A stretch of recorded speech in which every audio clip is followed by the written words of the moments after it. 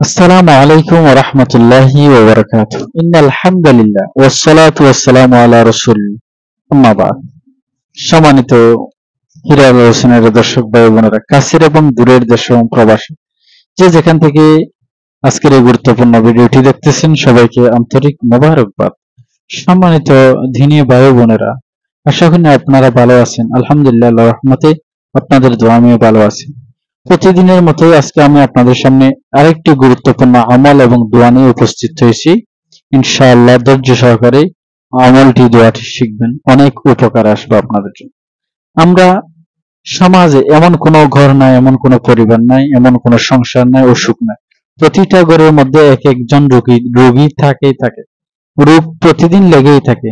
প্রতিটা ঘরের মধ্যে রোগী বর্তমানে সময়ের মধ্যে আছে।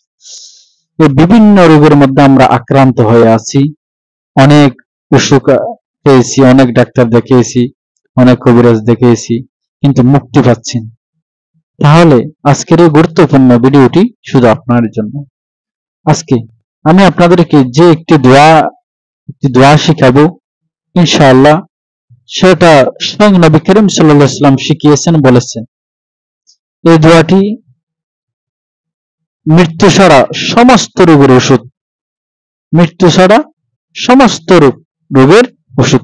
যদি বিশ্বাস, ইয়াকিনের সহিত, বিশ্বাসের সহিত আপনি যদি নিয়মিত এই দোয়াটি পড়েন, ইনশাআল্লাহ আপনি আল্লাহ তাআলা আপনাকে সমস্ত রোগ থেকে, সমস্ত ব্যারাম থেকে আল্লাহ তাআলা আপনাকে মুক্তি দান করবেন, শিফা দান করবেন ইনশাআল্লাহ। তাহলে চলুন দেরি না করে মূল ভিডিওতে চলে যাই। মূল ভিডিওতে চলে যাওয়ার আগে আপনার কাছে ছোট্ট একটি রিকোয়েস্ট থাকবে, আপনি যদি আমাদের চ্যানেলের নতুন দর্শক হয়ে থাকেন, দয়া করে আমাদের চ্যানেলটি সাবস্ক্রাইব করে আমাদের সাথে থাকুন। ধন্যবাদ। সম্মানিত দ্বীনি ভাই বোনেরা, আজকে আমি আপনাদের সামনে যে দোয়াটি শিখাবো, দোয়াটি আমি বাংলা উচ্চারণ সহ স্ক্রিনের মধ্যে দিয়ে দেব, ভিডিওর স্ক্রিনে। আপনারা সেখান থেকে দেখে দেখে শিখে নেবেন এবং অন্যকে শিখার সহযোগিতা করবেন।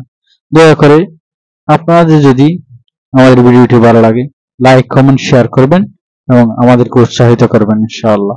সম্মানিত ভাই বোনেরা, আমি যে আপনাদেরকে দোয়ার কথা বলছি, সেই দোয়াটি আমি বলতেছি, আমি 2-3 বার করে বলবো।